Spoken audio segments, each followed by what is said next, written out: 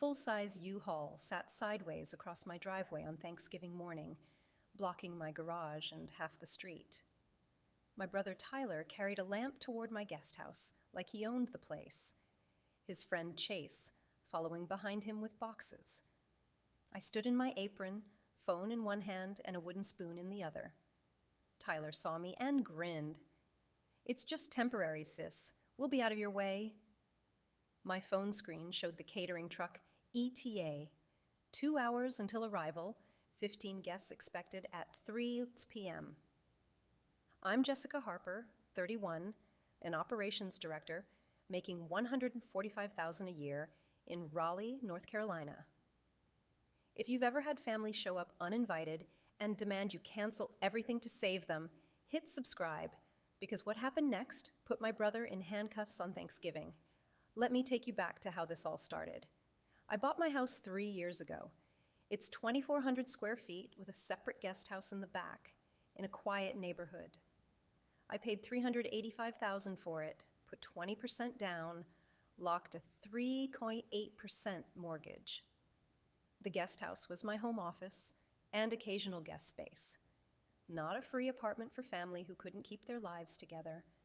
My brother Tyler is 4 years younger than me, 27, and has been in and out of jobs since college. Retail manager, warehouse supervisor, bartender, delivery driver. Nothing stuck longer than 8 months. Our parents, Barbara and Michael, treated every failure like a temporary setback. Just helping him find his path, they'd say. But I was always the one actually helping, with money. When Tyler graduated college 6 years ago and moved to Durham, he couldn't afford rent on his entry-level sales job. So I paid his rent for 18 months. $1,200 a month, $21,600 in total. He promised to pay me back once he got promoted. The promotion never came. 2 years ago, he got a DUI and called me at 2 in the morning from county lockup. I paid $8,500 for a lawyer to get the charges reduced. Tyler said it was a one-time mistake and swore he'd learned his lesson. 3 months later, I co-signed a new apartment lease for him in a better neighborhood in Durham. A fresh start. He paid the first month and then stopped. After 4 months of non-payment, the landlord called me. I ended up settling the debt for $7,800 to protect my credit. Last year, Tyler had a business idea. A food truck selling gourmet tacos. He needed startup capital, just $12,000 to get rolling. I transferred the money and told him this was the last loan. 2 weeks later, he flew to Vegas with 3 friends and posted Instagram photos from casino pools and nightclubs. The food truck never materialized.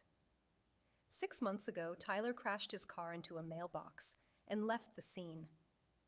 He got caught on security camera. His insurance wouldn't cover it because he'd let his policy lapse. Repairs cost $3,400. I paid that too, just to keep him out of another legal mess. In total, over 5 years, I had given or paid on Tyler's behalf $53,300. Every time, our parents framed it as family responsibility. "He's just figuring things out, Jessica. You're doing so well, you can afford to help. Family takes care of family." I stopped keeping track of what he owed me and started keeping track of what I wasn't going to give anymore. This Thanksgiving was supposed to be different. I had invited 15 people to my house. Close friends, colleagues, a few neighbors I'd gotten to know. No family.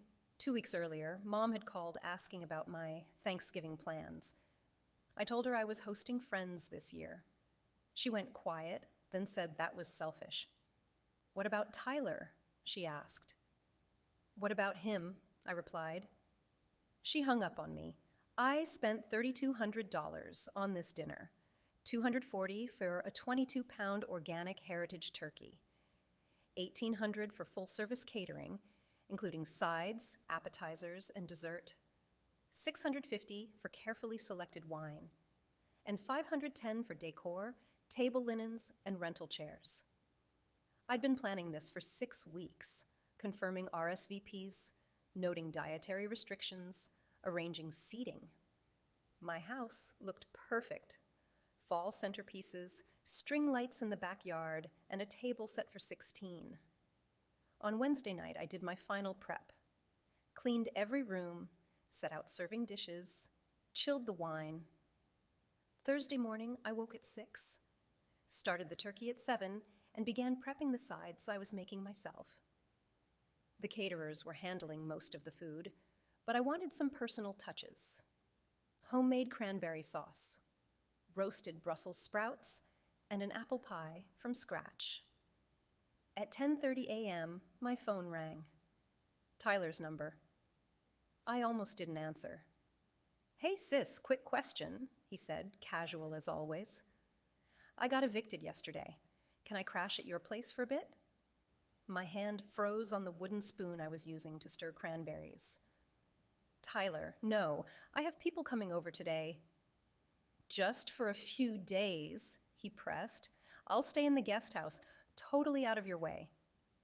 I set the spoon down and turned off the burner. "I'm hosting Thanksgiving dinner in 5 hours. The answer is no." "Come on, Jessica. I have nowhere else to go." I kept my voice level. "You should have thought of that before you stopped paying rent." "So you're just going to leave me homeless on Thanksgiving?" I could hear the guilt trip forming. "Find somewhere else, Tyler. I'm not available." I hung up and went back to cooking. 30 minutes later, I heard an engine outside, a loud diesel rumble.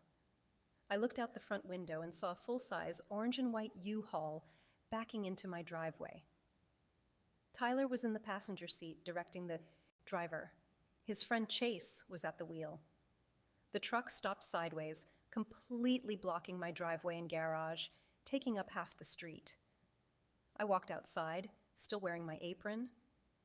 Tyler hopped out, all smiles. "Hey, I know you said no, but I figured once you saw how bad it was, you'd change your mind." Chase opened the back of the truck, revealing furniture, boxes, and plastic bins stacked to the ceiling. "Tyler, move the truck." "Now," I said. He waved me off. "We'll just unload quick, then I'll park it somewhere else." "I told you no. You can't move in." He grabbed a box and started walking toward the guest house. "It's temporary, sis. A week. Tops, you have the space." I followed him to the guest house door. "Put that down and leave." "Stop being dramatic," he said, trying the door. It was locked. "Give me the key." "No." Chase carried a lamp past us, avoiding eye contact. Tyler turned to face me, his expression hardening. "You're really going to do this on Thanksgiving?" "You're really going to show up uninvited after I said no?" I shot back. My phone rang again. Mom's number. I answered. "Jessica, Tyler told me what happened," Barbara snapped. "Let him stay. Cancel your dinner if you have to. Family comes first." I looked at Tyler, who was smirking now. He'd clearly called her on the drive over. "Mom, I'm not canceling anything. He needs to leave." "You have a guest house sitting empty," she lectured. "Your brother is in crisis, and you're worried about a party." "It's not a party, and he's in crisis because he doesn't pay his rent." "Jessica Marie Harper, you will let your brother stay." I hung up on her. Tyler crossed his arms. "Mom's right. You're being selfish." Chase set down the lamp, looking uncomfortable. "Dude, maybe we should just go," he muttered. "We're not going anywhere," Tyler snapped. "This is my sister. She'll come around." I pulled out my phone and checked the time. 11:15 a.m. The catering truck was arriving at 1:30.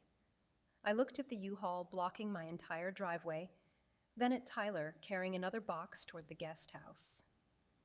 "Tyler, move the truck right now, or I'm calling the police," I said. He laughed. "You're not calling the cops on your own brother." "Move it now." "I'll move it after we unload.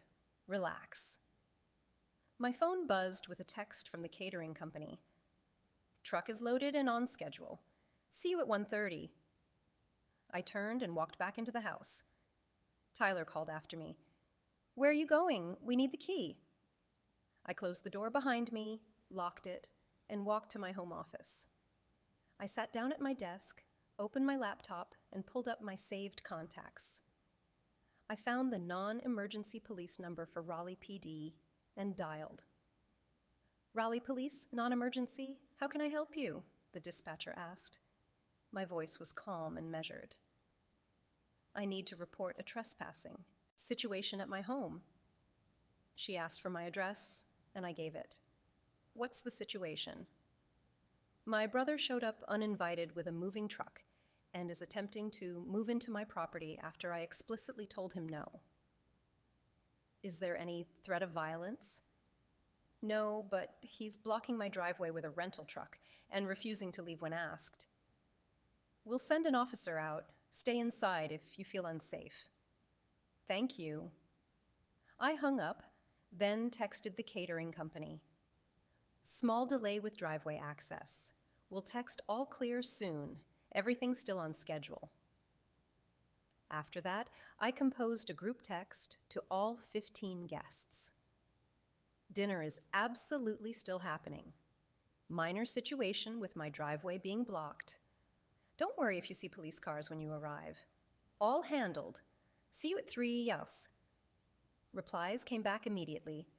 "Everything okay? Do you need help? Police? Are you safe?" I answered all of them with the same line. "I'm fine. Family drama. Being handled professionally." I set my phone down, went to my bedroom, and changed out of my cranberry-splattered apron into jeans and a clean sweater. I pulled my hair into a neat ponytail, then went to my filing cabinet and pulled out a folder containing my property deed, showing my name only, and the printed text thread from that morning where Tyler asked to move in and I told him no. I also printed a screenshot of Tyler's eviction notice from his Durham apartment, the one he'd drunkenly sent me the night before, hoping to guilt me into helping. Now it was evidence. I organized everything neatly in the folder. Back in the kitchen, I looked out the window. Tyler and Chase were still unloading. A couch, a mattress, more boxes. They were piling everything in front of the guest house, since they couldn't get inside. Tyler's phone was pressed to his ear, probably calling Mom again. I stirred my cranberry sauce, turned the heat back on, checked the turkey, basted it, and went back to my prep work like nothing was happening. 12 minutes later, I heard sirens. 2 patrol cars pulled up with lights flashing. I walked outside with my folder. 2 officers got out. 1 male, 1 female. The male officer approached. "I'm Officer Patterson. You called about trespassing?" "Yes," I said. "That's my brother Tyler. I told him he couldn't move in. He showed up anyway." I handed Officer Patterson the folder. He flipped through it while his partner walked over to Tyler. "This is your property?" he asked. "Yes, deed's in there." "And you told him he couldn't stay?" "Multiple times. The text messages are documented." Patterson nodded and walked over to Tyler. I stayed on my front porch. The female officer whose name tag read Chen approached me. "Has he been violent or threatening?" "No, just refuses to leave when asked." "We'll handle it," she said. Patterson was talking to Tyler now. Tyler's hands were gesturing, his voice rising. I couldn't hear the full conversation, but the body language told the story. Tyler pointing at me, then at the guest house. Patterson shaking his head and holding up my folder. Chase had backed away to the sidewalk, hands in his pockets. Smart. Patterson's voice carried across the yard. "Sir, this is private property. You were told you couldn't move in. You need to move the truck and leave." Tyler yelled back, "She's my sister. I have a right to be here. She owes me." Patterson's response was firm. "You have no right to be here if the owner says no. If you refuse to leave, you'll be arrested for trespassing. Tyler looked at me, his face red. Jessica, tell them it's fine. I stayed silent. Officer Chen asked quietly, Ma'am, do you want him to leave the property? Yes. Is he welcome to return? No. She nodded and walked back to Patterson. They conferred briefly. Then Patterson turned to Tyler again. You have two options. Move the truck now and leave voluntarily, or be arrested. Choose. Tyler didn't move. He just stood there with his arms crossed. I'm not leaving, he said. Patterson pulled out his handcuffs. Turn around, hands behind your back. You can't arrest me for this, Tyler shouted. Sir, turn around now. Instead of complying, Tyler took a step toward the guest house. Patterson moved quickly, grabbing Tyler's arm. Tyler tried to pull away. Chen called for backup on her radio. Within seconds, Patterson had Tyler's arm behind his back, and the handcuffs clicked. Tyler started yelling, This is insane. Jessica, you're doing this on Thanksgiving. I watched from the porch, my expression neutral. A third patrol car pulled up, and another officer got out to speak with Chase. You involved in this? The officer asked. Chase raised his hands. No, sir, I was just helping him move. I'll do whatever you need. You can stay if you cooperate, the officer replied. Patterson walked Tyler to the patrol car, while Tyler shouted, You're ruining my life. I have nowhere to go. Officer Chen approached me on the porch. We're taking him in for trespassing and resisting. Do you want to press charges? Yes, I said. We'll need a statement. Can you come to the station tomorrow? Absolutely. Just then, another car pulled up, the one I'd been expecting. Barbara and Michael got out and hurried toward us. Mom saw Tyler in handcuffs and screamed, That's my son! What are you doing? She rushed toward the patrol car, but Officer Chen intercepted her. Ma'am, step back. He just needed a place to stay, Mom cried. Dad tried a different approach, his voice pleading. Officer, this is a family matter. We can work this out. Patterson closed the patrol car door with Tyler inside. He was told to leave and refused. That's trespassing. We need you to step back, or you'll be detained as well. Mom turned to me, tears streaming. Jessica, stop this right now. I looked at her and said nothing. Dad walked closer with his hands out. Jessie, please, let's talk about this. There's nothing to talk about, I said evenly. I said no. He showed up anyway. He's family, Mom sobbed. You don't arrest family. He got himself arrested, I replied. I just protected my home. Patterson walked back over. About the U-Haul, he said. The renter is under arrest. Do you want it towed? Yes, I answered. He radioed for a tow truck. Initial impound and tow fee is $450, due on site, he explained. Mom gasped. We don't have that. Patterson turned to her. Then the truck goes to impound. Storage fees accrue daily until someone pays. Dad pulled out his wallet and counted bills. I have $80, he muttered. Mom dug through her purse. I have maybe 60. Patterson's expression didn't change. $450, cash or card, otherwise it's impounded. Nobody had the money. The tow truck arrived 15 minutes later, hooked up the U-Haul, and drove off, with all of Tyler's belongings still inside. Mom collapsed onto my front lawn, crying. You did this. You had your own brother arrested on Thanksgiving. I stood on my porch with my arms crossed. No, I said. He did this when he refused to leave my property. Officer Chen handed me a card. Come by tomorrow for your statement. We'll keep you updated. Thank you, I replied. The patrol cars pulled away. Tyler's face visible in the back window, still shouting, his words muffled by glass. Dad helped Mom up. Both of them stared at me. Jessica, how could you? Dad's voice was broken. How could I enforce my own boundaries? I answered. He's your brother, Mom insisted. And this is my home, I said. They got in their car and drove off. Chase stood awkwardly by the curb. I'm really sorry about all this, he said. You can go, I told him. He left on foot, pulling out his phone to call a ride. By 1:15, my driveway was completely clear. I went back inside and checked my turkey, perfect golden brown. The catering truck pulled up at 1:30, right on schedule. Sarah Chen, the catering manager, knocked on my door with her team. Sorry about the earlier text, I said. All good now? She asked. All good, I replied. They unloaded equipment, set up warming trays, and arranged platters.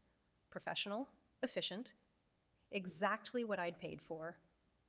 My phone buzzed constantly, Mom calling, Dad texting. I ignored all of it.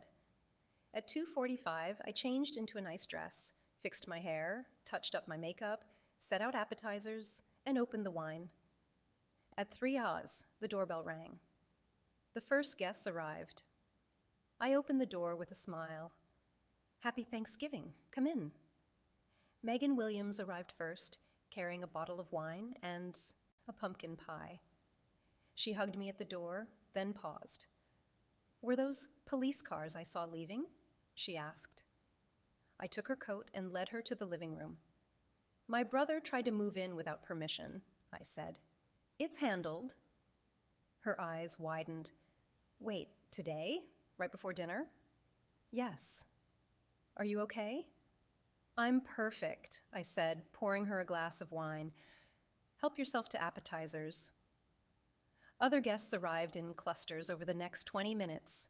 Sarah from accounting with her husband, my neighbors, Tom and Linda, 3 colleagues from work with their partners. Everyone commented on how beautiful the house looked. The cream linens and gold flatware on the table, the fall centerpieces with mini pumpkins and eucalyptus, string lights glowing in the backyard through the dining room windows. By 3:30, everyone was settled with drinks and appetizers. Baked brie with cranberry compote, prosciutto-wrapped asparagus, butternut squash crostini. Conversation flowed easily, laughter filling the rooms. The catering team worked seamlessly in my kitchen. Sarah Chen directed her staff, plating everything perfectly. At 4 a.m., we sat down to dinner. I placed the turkey at the center of the table, golden and massive. Guests applauded. Sides filled every available space. Garlic mashed potatoes, green bean casserole, roasted Brussels sprouts with bacon, my homemade cranberry sauce, cornbread stuffing, sweet potato casserole with pecans. Tom raised his glass. To Jessica for hosting this incredible meal. Everyone clinked glasses. I smiled, genuinely content. This was exactly what I'd planned. Halfway through dinner, Megan leaned over quietly. Can I ask what happened with your brother? She whispered. I set down my fork and kept my voice low but clear. He got evicted from his apartment, I said. Called this morning asking to move into my guest house. I said no. He showed up anyway with a U-Haul and tried to move in. So you called the police? Yes. He refused to leave when asked. That's trespassing. She nodded slowly. Did they arrest him? Yes. On Thanksgiving? He chose to trespass on Thanksgiving, I replied. Linda, my neighbor, overheard from across the table.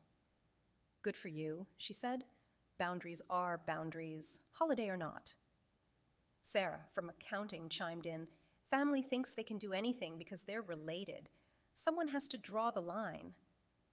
Several others nodded in agreement. The conversation shifted naturally back to food and wine.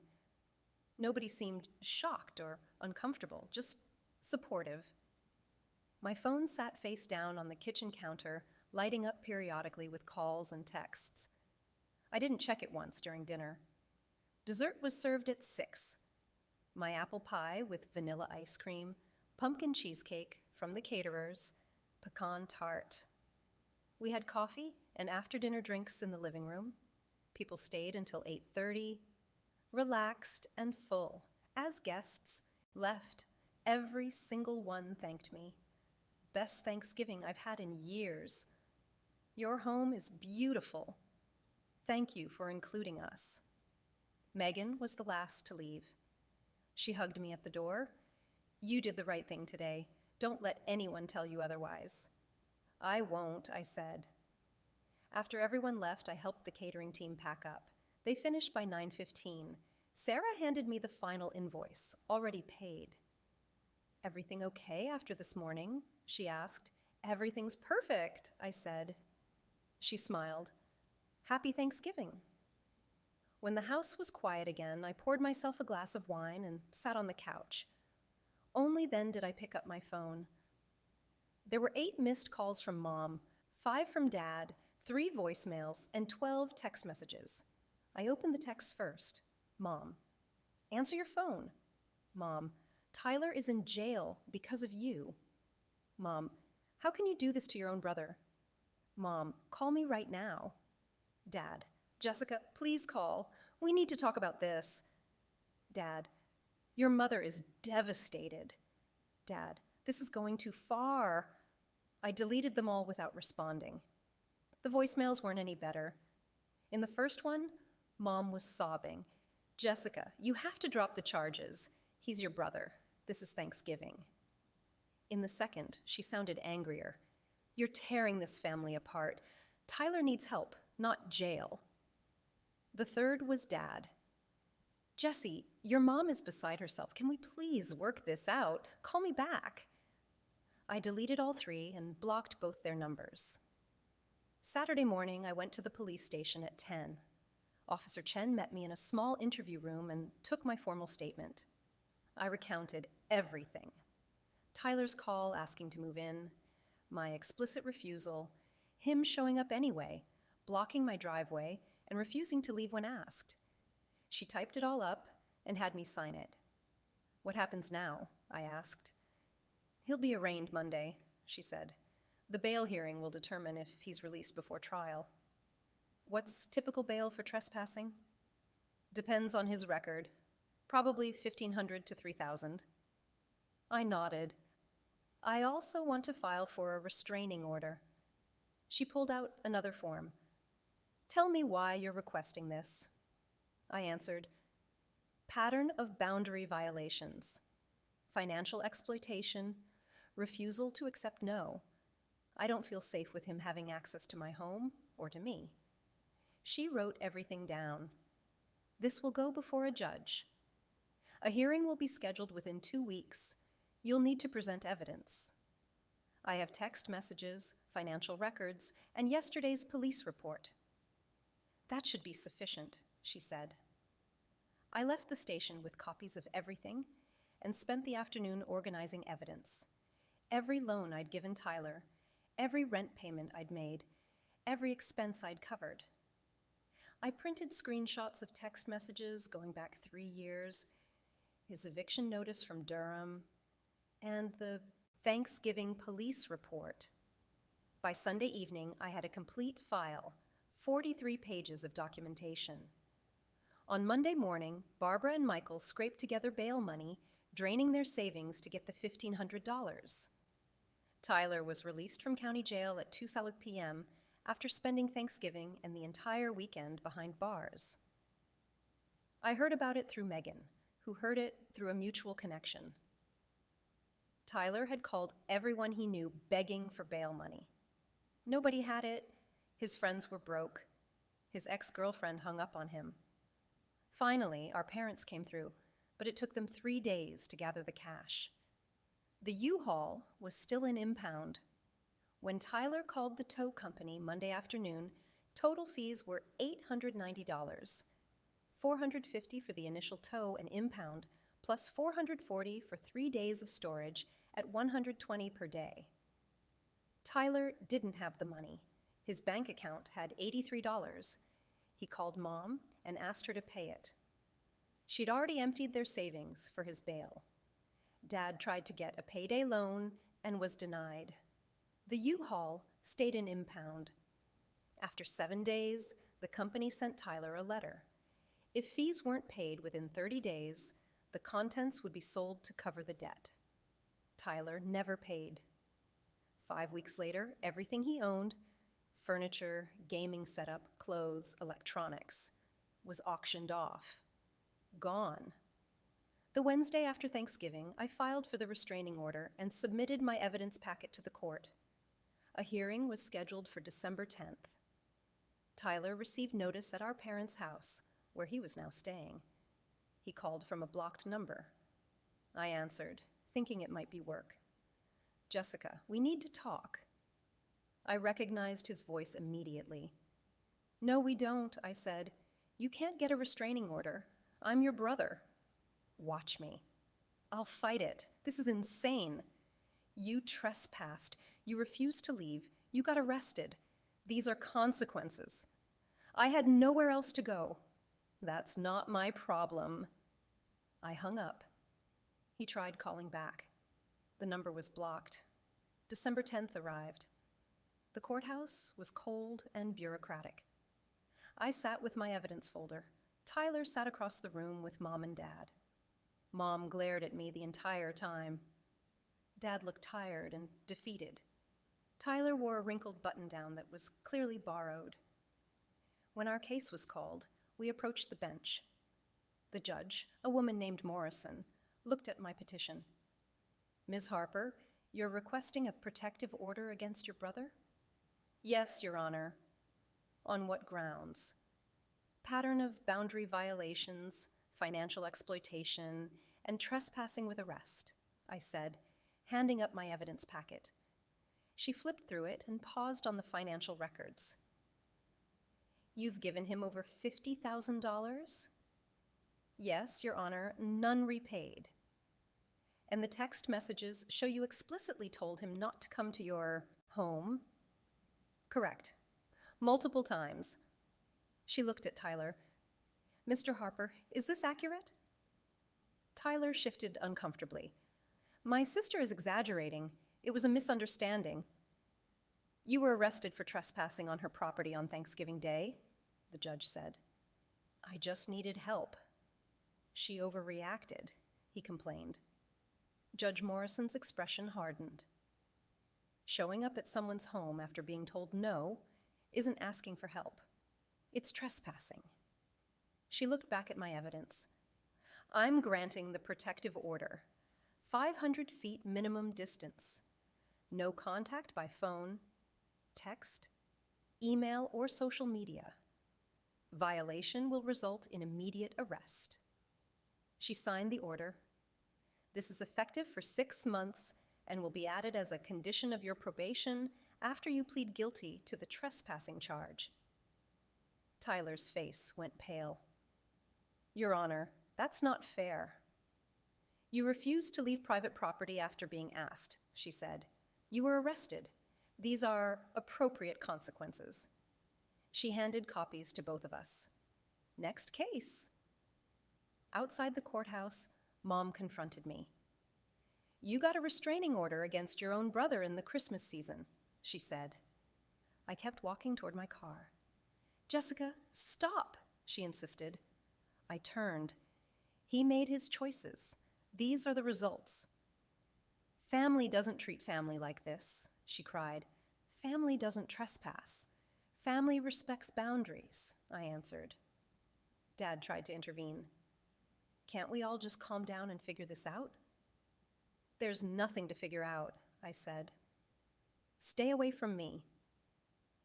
I got in my car and drove away. That night, when Mom tried calling from a different number, I blocked that too. January came and Tyler's criminal case proceeded. His public defender negotiated a plea deal. Guilty to trespassing, 2 years probation, with conditions that included the protective order, community service, and maintaining employment. Tyler took the deal. He had no choice. The alternative was trial and possible jail time.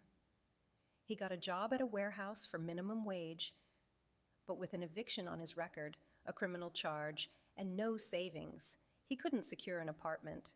Every landlord rejected his application. He couch surfed and lived out of bags.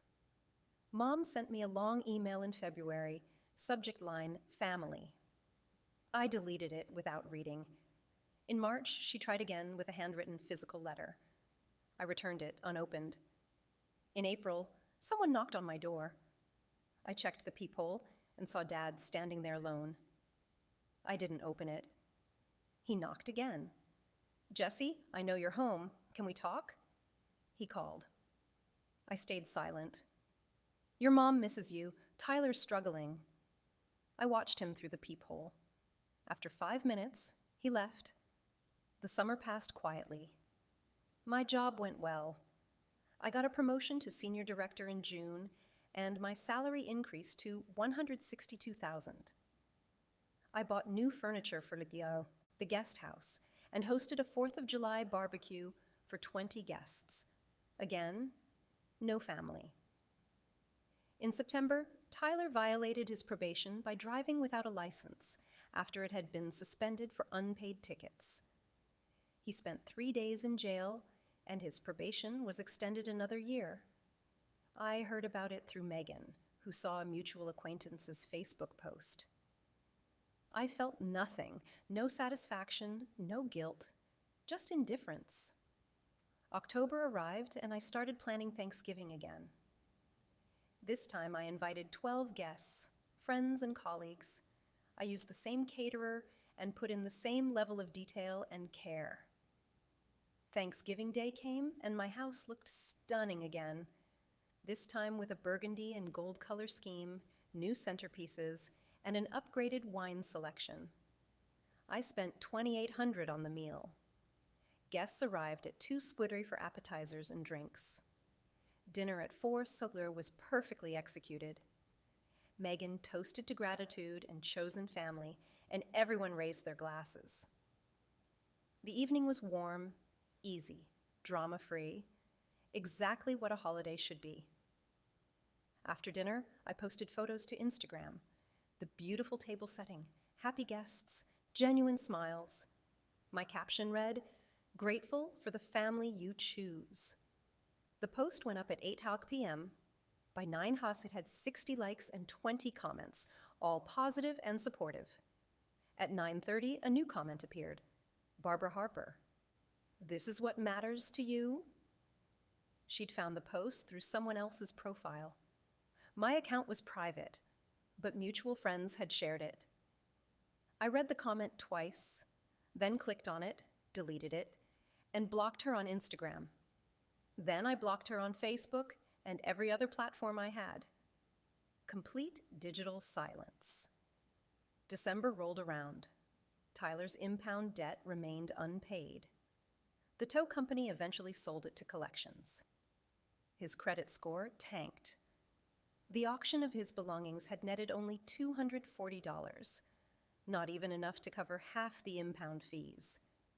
He still owed another $650, and the collections agency called him weekly. He had no way to pay. By January, the 2nd anniversary of the arrest, Tyler was still on probation, still couch surfing, still working warehouse jobs, still unable to get his life together. The restraining order had been extended another 6 months by mutual court agreement. Tyler didn't contest it, probably because his public defender told him he'd lose.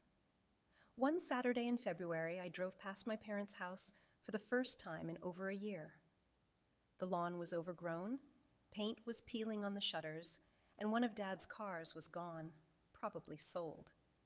They were clearly struggling financially. Retirement funds depleted, bailing Tyler out. Savings empty. I kept driving. In March, Mom tried one final time. A certified physical letter. I signed for it, opened it, and found 3 handwritten pages talking about family, forgiveness, Tyler's struggles, her regrets, and how holidays weren't the same without me. She begged for reconciliation. I read every word, then folded the letter carefully and fed it into my paper shredder, watching the strips fall into the bin. That was the last contact. April came with spring blooming. I hosted an Easter brunch for 14 guests, with a beautiful spread and mimosas on my back patio. Someone asked if I had family in the area. Not anymore, I said simply. They nodded and didn't push. In May, I got an email at work, Tyler's name in the sender line, subject, please read. I forwarded it to IT to block his address from our company server and deleted it unopened. Life continued smoothly, quiet, peaceful, exactly how I wanted it. No guilt trips, no emergency calls, no last-minute crises. Just my home, my friends, my career. My boundaries held like steel. This Thanksgiving, I'm planning dinner for 15 again. Some guests returning from last year, some new. Same level of care and preparation. My house, my rules, my chosen family. Tyler is still on probation, still couch surfing, still working warehouse jobs. His criminal record follows him everywhere. Mom and Dad are still bitter and still blaming me. They chose their side. I chose mine. Some people learn boundaries when you speak softly. Some people only learn them in handcuffs.